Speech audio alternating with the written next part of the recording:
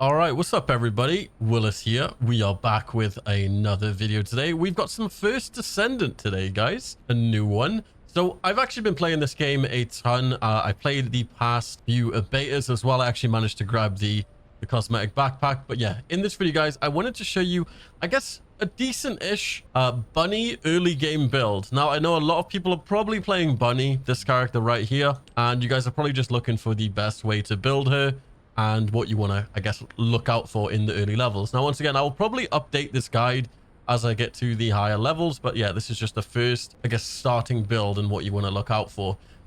Real quick in this video, this game, First Descendant, is free to play, obviously, and the way it works is you basically get these things called Descendants. And obviously you can either buy them or you can just grind out the armor, I guess, materials for them, and you can basically just build the, let's just call it like suit for that Descendant.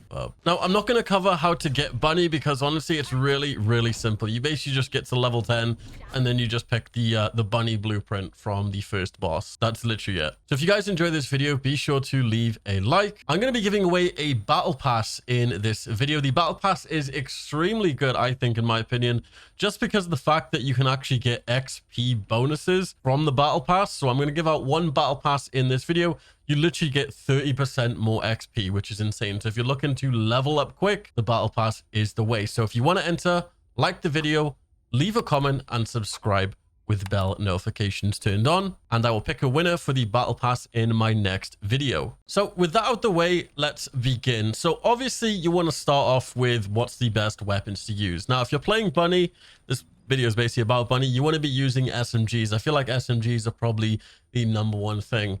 Or you can just use what you want just because it's early game. You're kind of just testing stuff out. I've basically just been testing out assault rifles, but I think the best weapon you definitely want to use for Bunny will be submachine guns. Her whole playstyle basically revolves around you running into the enemies and sort of close quarters, because most of her abilities are sort of AoE, like area effect around her, and she's really good at just mob clearing extremely quick. So SMGs will pair well with this. You never really want to be standing still with Bunny, so you don't really want to be like sniping with Bunny. I don't think so. So in the game, there are these weapons here, which you can come over to the Research Institute, come over to the weapon tab, and there's actually an SMG called the Thunder Cage. Now, early on, this is, I think, pretty easy to farm out. I somehow already have all the research materials apart from the Thunder Cage blueprint.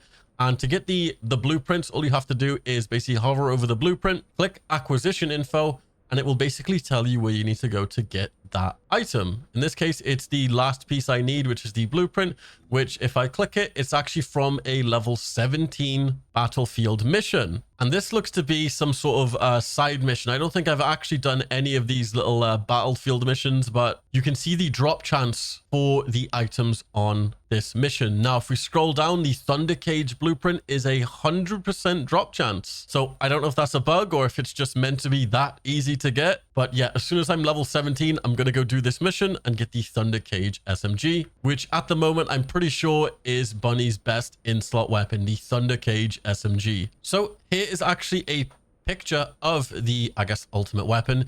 Its unique ability, which is pretty awesome. So when you defeat an enemy, the defeated enemy has a chance to basically discharge a electrical shockwave that deals additional damage to nearby enemies. Now, it doesn't say you necessarily need to defeat the enemy with this gun, so maybe if you use your abilities, this will still work and cause a chain reaction.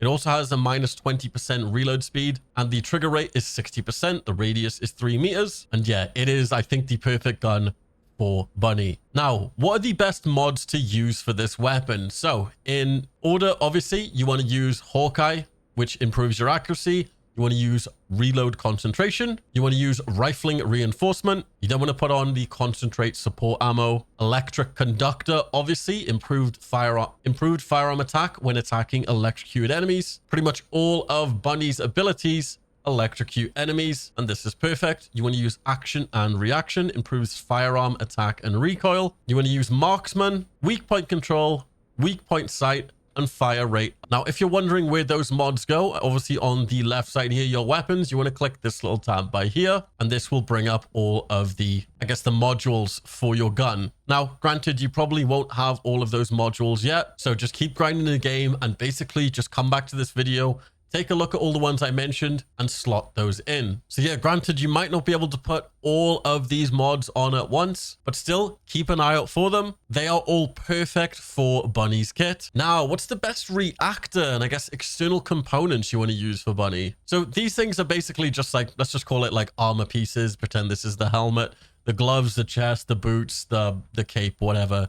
This just basically makes it easier to follow, I guess. It's the bonus stats for your character. Now, on the reactor, this is your main one. This gives you your skill power. And basically what skill power does is increases the amount of damage that your skills do. Now, with Bunny, obviously, you will be using her lightning emission ability a lot, which basically creates a big AoE electric field around you, continuously damaging enemies. The more skill power you can stack, the more damage you're going to do and just do bigger outputs of damage. As well, her ultimate as well factors in your skill power. Pretty much all of her abilities factor in skill power, I guess, apart from her speed of light ability, which basically just makes her run. But this in turn obviously gives you more electrical energy. So the best main reactor you want to look out for is the ones with the word tingling at the start. So the tingling ones are obviously the ones that do electrical damage and boost your electrical stats. Now, I have been extremely unlucky. I haven't had, I don't think, one. Oh, here we go. I've got one here. The tingling singularity reactor. You can see how this level 13 one here is pretty much now my best in slot because one, it increases the electric skill power and it boosts it, and it increased the singular skill power boost ratio. And this is obviously the best for Bunny. Anything with tingling, the little lightning indicator you can see here, you want to be using those. So the tingling singularity and the tingling mixture ones, those are the main two reactors that we're going to be using for Bunny. And I'm pretty much sure this carries on until endgame as well. As for the external components, this is basically just to make you stronger, more health, stop you getting one shot. So most of these will have a main stat and you can have some decent side stats, but the main order you want to follow for these external components is max shield first, max HP, HP recovery, and then defense. Now, as for the actual Descendant modules, which is the best modules for that? So to get to this page here, if you are new to the game, it's this little left tab here, the Descendant module.